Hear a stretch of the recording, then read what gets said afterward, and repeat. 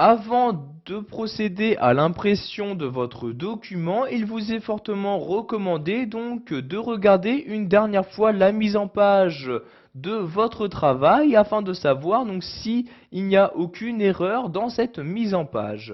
Donc nous allons donc voir ici comment préparer votre impression sous Word 2010. Pour ce faire, vous allez vous rendre en haut de votre écran et cliquer ici sur l'onglet mise en page. Donc une fois dans cet onglet-ci, vous allez pouvoir gérer la mise en page de toutes vos feuilles. Vous pouvez par exemple gérer la longueur donc de vos marges en cliquant ici sur marge comme ceci. Donc vous choisissez soit des marges normales, étroites, donc les marges étroites vous permettront donc d'insérer un maximum de texte sur une même feuille et donc de gagner de la place. A l'inverse, si vous souhaitez donc vraiment espacer au maximum votre texte, vous pouvez insérer des marges larges comme ceci. Donc je vais par exemple ici insérer des marges étroites comme ceci. Donc vous pouvez voir que les marges sont beaucoup plus petites. En effet, donc mon texte se rapproche vraiment au maximum du bord de la feuille et cela me permet par conséquent donc d'afficher un maximum de texte sur la même page. A l'inverse, donc si je souhaite augmenter la taille des marges, je reclique ici sur marge comme ceci et je vais par exemple mettre ici des marges larges comme ceci. Je clique sur large et voyez donc les marges sont beaucoup plus conséquentes. Donc je vais aussi remettre les marges à leur état initial. Je clique donc ici sur marge puis sur normal comme ceci.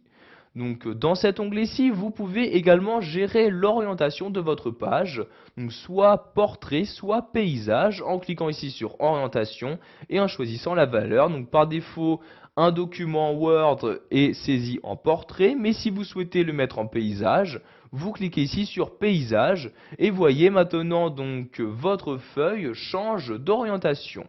Nous allons ici remettre le mode portrait, je reclique pour cela sur orientation et je clique ici sur portrait comme ceci. Vous avez également la possibilité de modifier la taille de votre page afin de modifier donc la taille d'impression suivant quel type de feuille vous souhaitez utiliser pour imprimer votre texte. Donc, pour modifier la taille, je clique ici sur taille comme ceci et donc les différentes tailles présentes sous Word 2010 vous sont proposées dans le menu qui vient d'apparaître.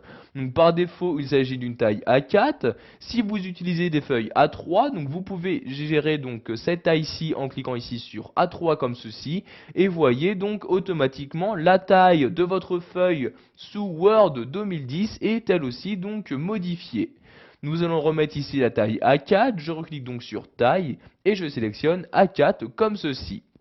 Vous avez également la possibilité de diviser votre texte en différentes colonnes en cliquant ici sur colonne. Vous voyez par défaut il n'y a bien évidemment qu'une seule colonne. Vous pouvez par exemple mettre deux colonnes sur une même page. Donc vous voyez ici je clique sur deux comme ceci et maintenant donc mon texte apparaît donc toujours sur la même page mais cette fois-ci est divisé donc en deux colonnes. Par l'intermédiaire de cet onglet, vous avez également la possibilité d'afficher les différents numéros de ligne.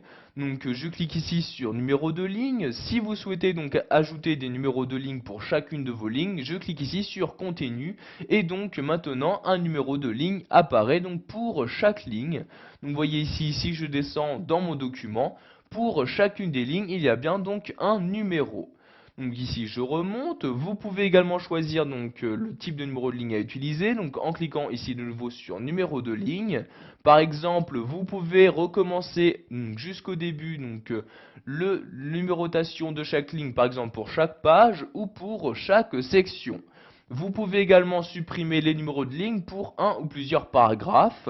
Vous voyez par exemple ici, je sélectionne le paragraphe comme ceci, je reclique sur numéro de ligne et par exemple ici je vais mettre supprimer pour le paragraphe actuel et vous voyez donc la numérotation s'arrête pour le paragraphe et reprend donc juste après celui-ci.